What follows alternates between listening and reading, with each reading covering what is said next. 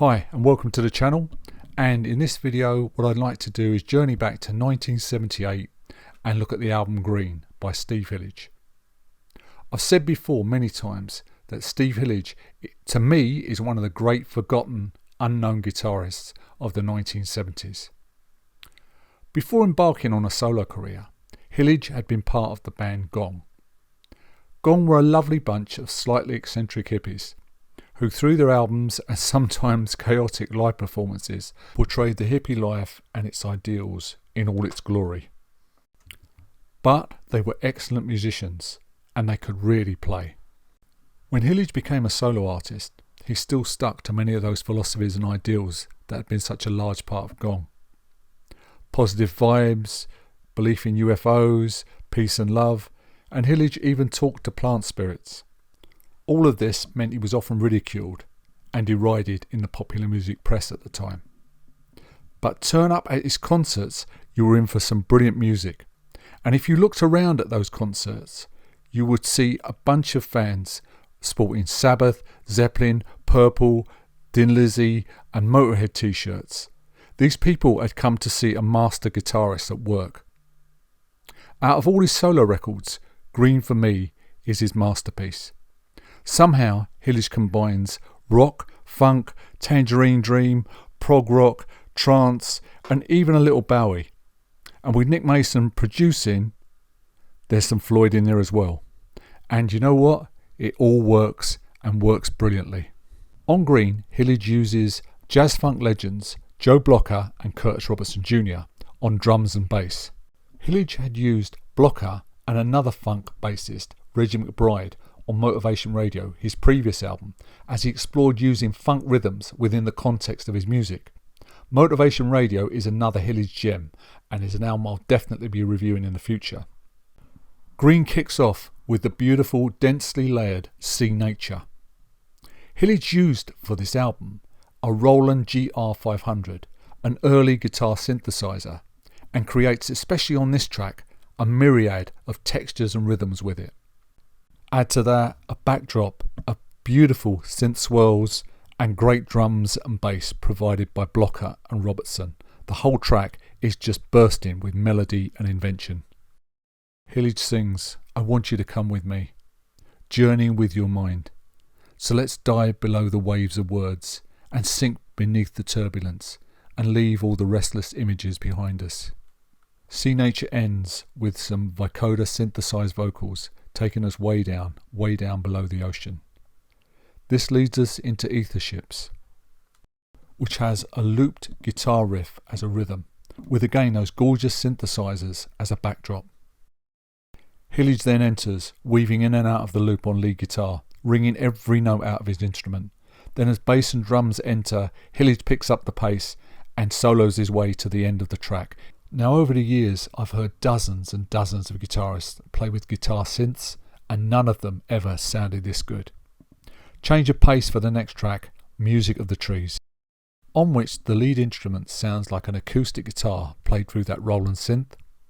Add to this splashes of electric guitar and some lovely bluesy soloing and understated rhythm from Blocker and Robertson. Hillage sings about, well, talking to the trees, but again it's another song bursting with melody and invention. Side 1 comes to a close with the beautiful Palm Trees Love guitar. There's no other way to describe this track as 5 minutes 21 seconds of some of the most beautiful heartfelt guitar playing you will ever hear. It's a love song, I guess, to his partner Miquette Girardi. Steve was always a guitarist who could make that instrument sing, but on this track he's just inspired. One beautiful summer's evening at a free festival in Lancashire, I saw Steve play this live, in a valley with a stage set below some rolling hills, and he turned this into a 10-minute epic, and I shall never forget the sound of that guitar echoing down the valley, one of the highlights of my concert-going life. Side 2 of the old vinyl would open up with Unidentified.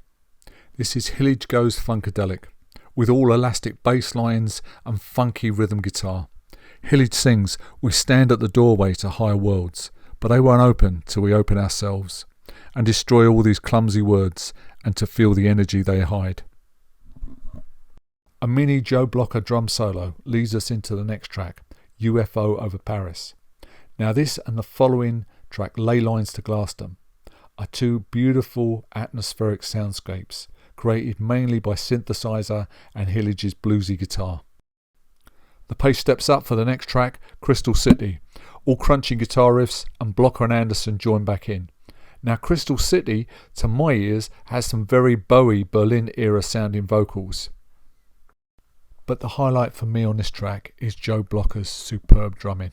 His drumming throughout the album is just spectacular, but just take a listen to him on Crystal City. Phenomenal. Activation Meditation is up next with its bouncy gong style synth riff, and it takes us, not surprisingly, into the glorious Om riff. Now this is a remake of the Master Builder from the Gong album U, but this for me is a much more dynamic version. A flurry of furious drums from Blocker, who drives this track forward like a man possessed, and then it's one blistering solo after another from Steve Hillage. On going back to listen to this album for this review, it still sounds fresh and inspired, even after all these years, and Nick Mason's production is a joy. Steve Hillage always came across to me as a kind, caring gentleman who stood behind his beliefs and philosophies and always followed his own path. And one thing I'll always remember and always sticks in my mind, we were at a gig, and I think it was the Rainbow in 1978, and there was a bunch of bouncers, bunch of security being unnecessarily rough with a few people at the front, who were in the aisles dancing and stuff. And Hillage stopped the concert and he gave them a real mouthful, and he wasn't going to continue that concert until those guys backed off. That's only a small thing, but it really endeared the man to me.